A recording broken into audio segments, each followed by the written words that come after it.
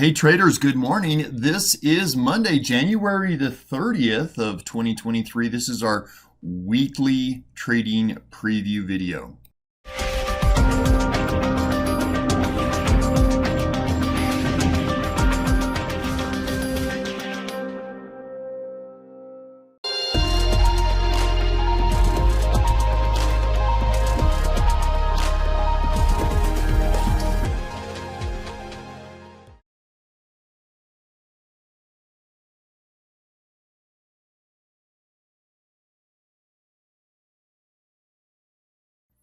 All right, let's get into this last week of the month, first month of the year. It has been an absolute gangbuster for almost all of the indices this month. Not something that I think as we get into today's analyses, you're going to hopefully agree with me that it's not sustainable. Even if we do move back to a bull market, probably not going to finish the year on the NASDAQ up 80%. Which is kind of what we're annualizing out at. But let's go ahead and let's take a look at some of the key numbers that we look at. You know, we do use a technical analyses matrix that has about a dozen technical indicators, a bunch of moving averages all the way from 5 to 200 on a simple and exponential dual overlay. We look at pivot points. This is a real key area for us in determining where we're going to place our trades with support and resistance areas. This is a real key area for us as we play out the week with our zero DTE strategies in terms of deciding where we should put our entry points. But everything right now, again, still looking pretty darn bullish, although you can see that almost all of the indicators that we look at are flashing overbought. And I think you're seeing that reflected a little bit here today in the futures market. We're down about 37 points right now. On the E-minis as I am recording this, maybe 2 hours or so before the market opens up. But everything's still in buy mode here. We'll have to see how that plays out today. We look at some key support and resistance areas on the daily chart. And I think the key area that has gotten a lot of focus this past week or so is this green line right here. People are referring to it as the moat, which is an acronym for the mother of all trend lines. This obviously takes us back to January of last year when we switched from a very, very bullish market into what ended up being a pretty bad bear market.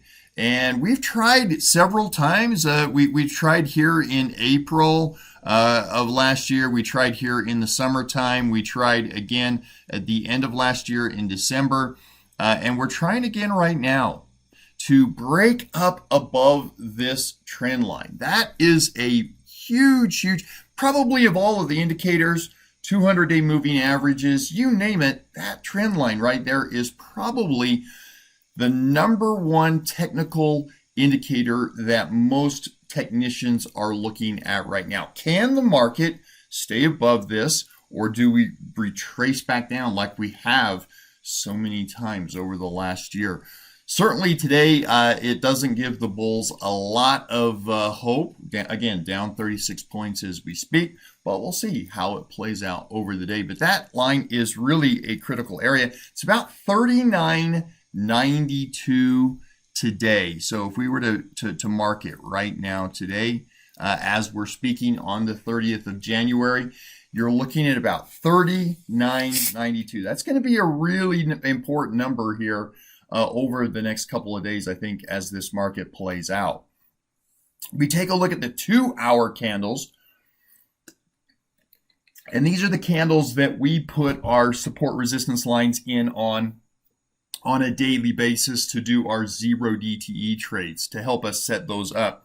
I'll give you some of the numbers that I am looking at here for today as we get started. For the bears, there are, there's a lot of support and resistance lines for both the bears and the bulls here going forward today. A lot of little sort of micro levels. And that just means that the market is fairly healthy. When you see huge gaps or areas that need to be refilled, that gets a little bit tricky in trying to find support and resistance areas in those. But we got some pretty, I think, healthy levels here as we're looking today. So 40.35 is the first level for me. We're sitting right now at 40.46 on the E-minis, down about 38 points as, again, I am recording this. So 40.35 would be the first level for bears to hit. 40.25 would be the next level down. And then just right below that is 40.20. Again, a lot of micro levels here today. 39.92 would be the next level. That's the moat.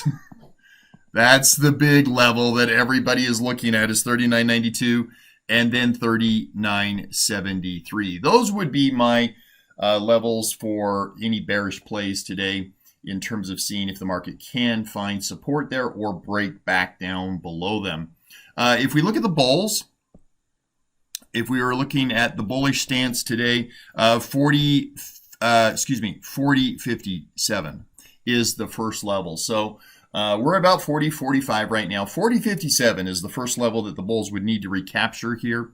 Above that would be 40.68, and then 40.77, and then 40.89, and then 40.96. That's a 4. 40.96. And then the big one is 41.07. So again, if the bears can break down below this 39.92, that's huge. That's absolutely a game changer.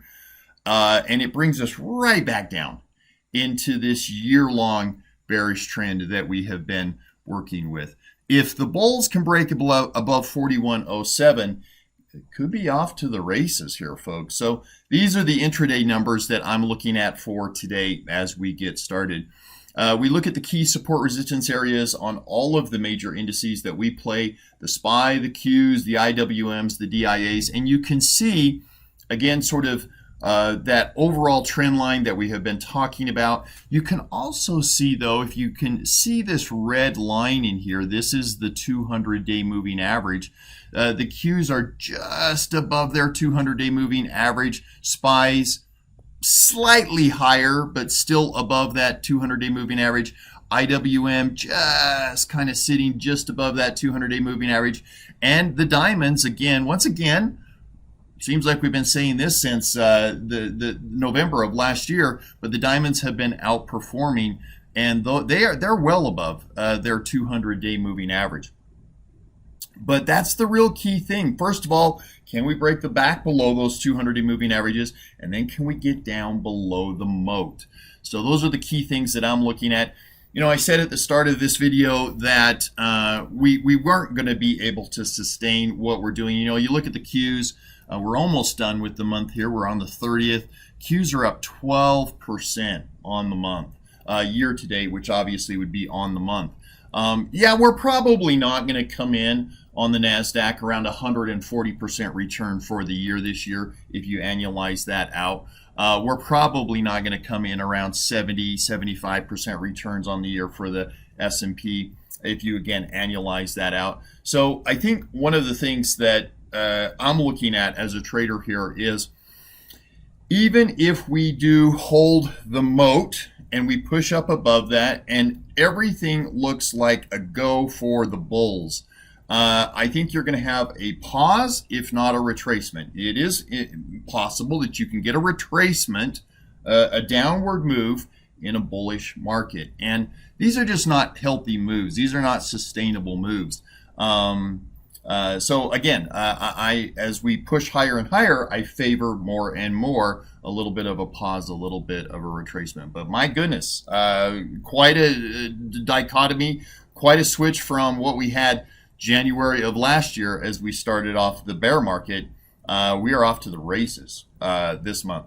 Interestingly enough, it is on the hopes of a economic recovery, and you see consumer discretionary is really, really benefiting from that. Real estate continues to rebound, and technology, this is the area that I do find it interesting. That's what's led this market up. Obviously, if you look at the NASDAQ, which is tech heavy, That's where that 12% return on the month has come from, is from the tech areas. And we are just now finally starting to see a little less strength. I'm not saying weakness, I'm just saying less strength in the technology area. And again, that's something that leads me to believe that maybe we're due for a little bit of a pause here. But all of these, I am keeping my eye most on technology. I think that is the canary in the coal mine. It tends to lead us up, it tends to lead us down. So I'm really keeping my eye on that area. We look at the week over week heat map, gives us just a general overview of the health of the marketplace. This is 2 weeks ago, and this is last week. Really, again, you see that it was really only healthcare last week that didn't really do that well. And other than healthcare, last week it was a pretty darn solid week for the market once again. Again, this month has been pretty much nothing but green for most of the marketplace. You see 2 weeks ago, again, there's a little bit of a sort of a pause, and then last week it was just another ripper. Again, the NASDAQ up almost 5% in a week. It's not healthy. It's not sustainable. No index goes up 5% a week forever. And so the question, I believe, again, is, do we pause or retrace here? And I think that probabilities are probably pretty good that we do. Again, still sitting down about 37 points on the E-minis as I type this. It'll be interesting to see if today is that day that pause comes into play. We look at the put-call ratio, and this has been relatively benign as of late, but the put-call ratio is an indicator that looks at the volume of transactions done with puts versus calls, and it shows us whether or not people are trying to hedge against market weakness or bet on market strength. So when the put-call ratio is above 1, that means that put volume exceeds call volume, and below 1, call volume exceeds put volume. So this is just a way to gauge market sentiment. And again, it hasn't really been a big factor in our technical analyses as of late. But wouldn't you know it, this week, pretty much across the board, we are below 1. We are below 1. Which is a bearish indicator all the way across the board. You don't see that very often, where all of those major indices simultaneously are kind of all sort of moving in the same direction. And so again, I do believe that is sort of a forbearance of potentially a pause or a retracement today. We look at the expected move in the S&P, and I guess one of the good things is that we do have some implied volatility coming into the marketplace this week. That will be great for premiums for us this week. Maybe the bad news is that this is probably coming from Wednesday's scheduled FOMC announcement. And so I would expect a little bit of volatility today, or excuse me, this week. We've got FOMC on Wednesday. We've got this market, I think, at a very critical technical level, trying everything that it can from a bull standpoint to stay above the moat, if you will. The bears trying to keep us back down into this year-long, what's now becoming or could become a multi-year long downtrend. So we're going to have some volatility this week, and I think that's going to probably be reflected in how quickly we are taking our profits on our zero DTE trades. Friday, we were in our trade for just a little bit over an hour, booked a 6% return.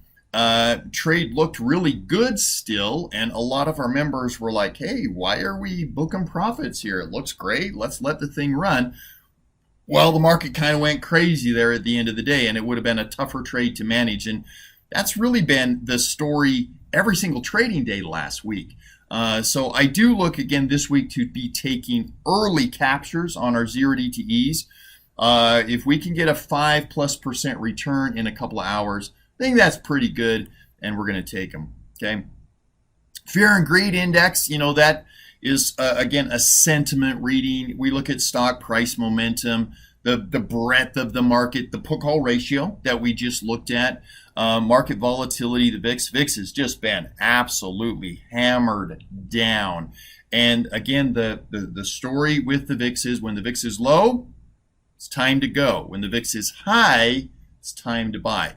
The VIX is very, very low right now. So we look at the fear and greed sentiment reading right now. We're solidly in the greed area. And again, remember, this is a contrarian indicator. Generally, when everybody's greedy, you want to be fearful. When everybody's fearful, you want to be greedy. And it's been a little bit since we've been up here. It is interesting, though, right? Where we were just a year ago as this bear market started. So, we go from greed to fear. We go from fear to greed. Might be time to start taking a few of the chips off of the table and maybe just see here for a little bit what the market's going to do with this moat, with this huge technical area that it's bouncing up above. Can it hold it or not? Open interest levels. We look at the S&P 500 bond. Open interest levels. These are really critical for us this week. Gamma walls, we call them, open interest levels. What strike prices on the E-mini have the most open interest? Where's the activity? Those kind of act as magnets. They also act as walls of support and resistance.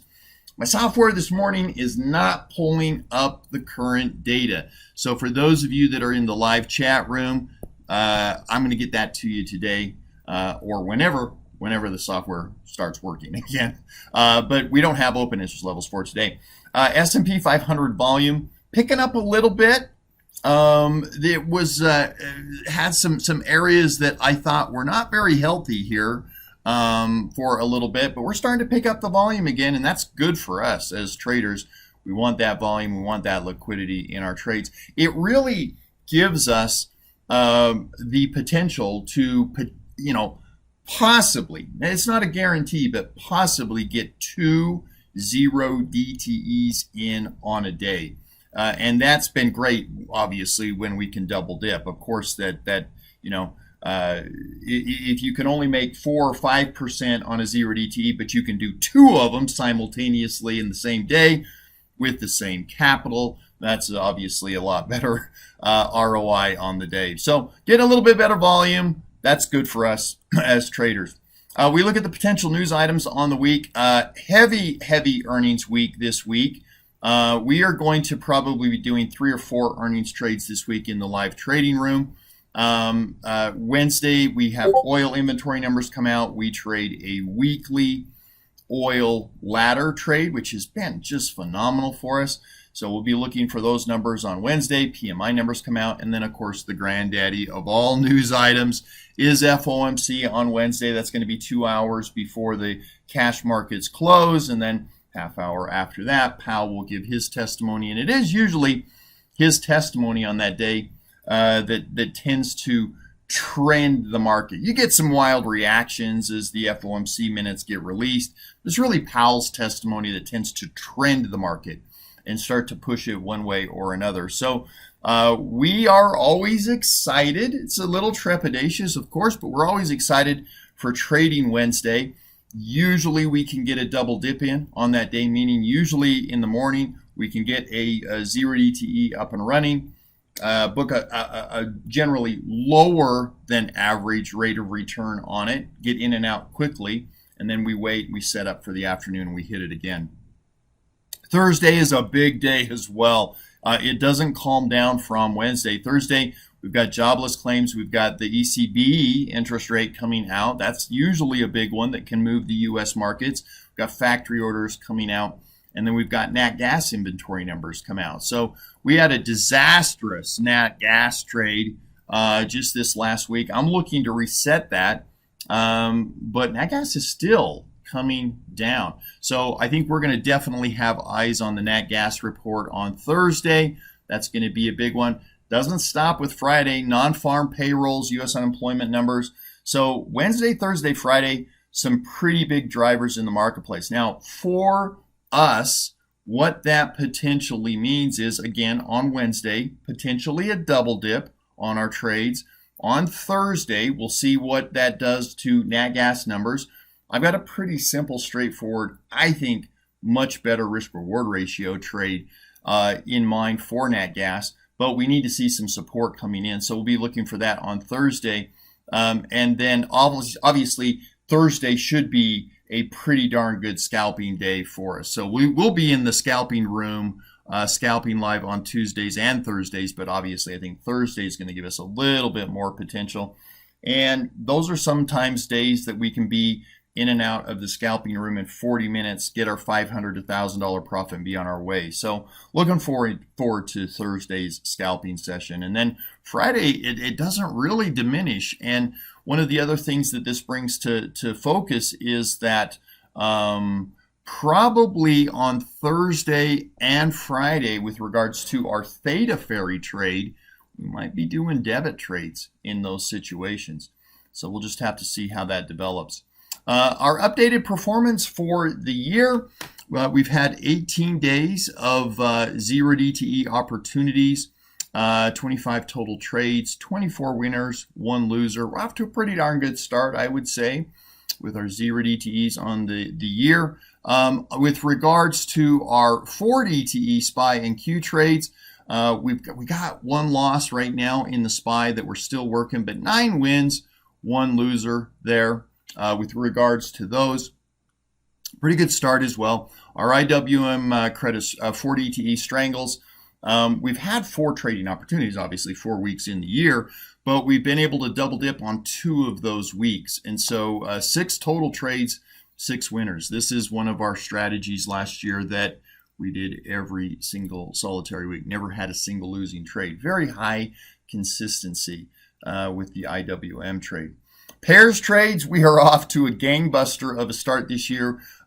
We put 3 on just a little bit ago, just a few days ago. We've already booked winners on 2 of them. We are still working the 3rd, and we will be adding 2 more pairs trades to the model portfolio this week.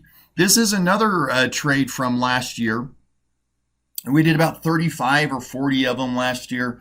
Every single one of them was a winner. 2 of them were kind of yucky, like 1% returns, but everything else was 2 to 11% return in just a few weeks. So from a risk-reward standpoint, pretty darn tough to beat the pairs trades. That's been great for us. Bear market trades, we're still working the BA, the Boeing trade on that. We have had 2 total trades there and 2 winners, but we still have some ground to make up on the BA trade. We're getting close to getting that into the overall profit zone, but so far for this year, we're off to a really good start. Our equity 4 DTE strangles, we used almost exclusively PayPal for this last year, and that was fantastic. We doubled our money on that over the year's time frame. Never had a single loss on that. We did have to adjust it many times, but we never took a loss on that. We're using Netflix this year. That can and will change as the year goes by. But right now, Netflix is really working for us in terms of premium generation. We've done 5 total trades. All 5 have been winners. The ROI on it is huge with Netflix right now. I don't expect that to continue. I think that the IV will sort of come back down to earth on Netflix, but man, right now it is just amazing. Positive Vega DIA trades. This is a trade right here more than almost any trade that really shows the power of laddering in over an extended period of time. So obviously the diamonds have been on a tear for the last little bit, last 2 months or so. And we've been able to stick right with that. And we've done 3 trades so far this month. All 3 have been winners, no losers there. Scalping, this is wrong. We did do scalping on Tuesday, and I stopped at our $1,000 profit. So that was a great day. Thursday, I had a $1,100 loss. So really no ground made or lost there. Actually $100 lost there over last week. But that's how scalping goes. And again, I think this week, especially Thursday, is setting up really good for some scalping potential. So we'll see how that develops. Obviously, you'll see the results of that in next week's video. Dragonflies and double diagonals, that's actually the BA trade. I'm sorry, I misspoke down here on our bear market trades. These were stocks that we've been shorting, and those have worked out really well. The Dragonfly double diagonal, that's the BA trade. And we've closed one out. We're into the second iteration of that right now. So BA had earnings. We had a little bit of profit in the trade. We pulled it off. We put it back on. So those are the two trades that we're working right now. Again, this is on Boeing that we are trading this right now. Our Theta Ferry trades, we have done a lot more than that. This needs to be updated as well. I think we are up to 21, maybe 21. That might be high. I think we're at 21. Good grief. 21 winners, 1 loser so far. We've got one working here this morning that is that's still working. So we'll see how that one develops for today. Our gold ladders, the gold's been a little bit like our positive Vega DIA trades as well. We've been chasing gold up, but really looks good on the technicals right now with our gold ladder. We've been bringing in some decent income. The goal of the gold ladder is 1.5% a week income goal. So about 6% a month, about 70% a year. We're quite a bit of ways behind that goal. We're not hitting the 1.5% a week, but we've been able to generate income on every one of our rolls, and we're right there with that. And so I think that we'll still come out okay, but we do need a little bit of help directionally on the gold trade. Our oil ladders, we've done 3 so far this year. We'll add another one this week. We do one of those every single week. Those have been, I think, our favorite ladder trade of all of the ladder trades that we do. It's got a really nice combo of not having any losers in that particular category, but also a really amazing ROI. We're doing great with the gold ladder, but we're probably somewhere around 10 times the income on oil as we are on gold right now. So that's been working quite well for us. We did our first official overnight vampire trade a few weeks ago in the trading room, and it was an absolute smash. It went a little bit too well for us. That's a huge winner. That was a $15,000 winner for me in my larger account. We're going to keep doing these every single month, but I'm going to warn you right now, they're not going to all be as easy as this last one that we had, but such a fun trade. Our ATM, our asymmetric trading method, this is our investing passive portfolio asset allocation model versus trading. This is not trading at all. We crushed the market in 2021, crushed the market in 2022. We're doing amazing right now. We are annualized out. We're on track to hit 36% on the year, but it's not keeping up with a market that does this on a monthly basis. And we wouldn't expect it to either. Our dual fold mandate on the investing program is beat the market as measured by the S&P 500, but do it at less risk. And so we have been tracking somewhere around 60% or so, less volatility than the S&P 500 right now, but it's going to be really tough with a passive investment allocation model to beat 6.5% in a month. So we got a lot of year still in front of us, and I think we'll be fine there. If you do want to come join us in our live trading room and check out what we're doing, interact with our members, chat about what's happening, you can do so right here. Go to try0dteforfree.com and you can trade live with us for free for 7 days.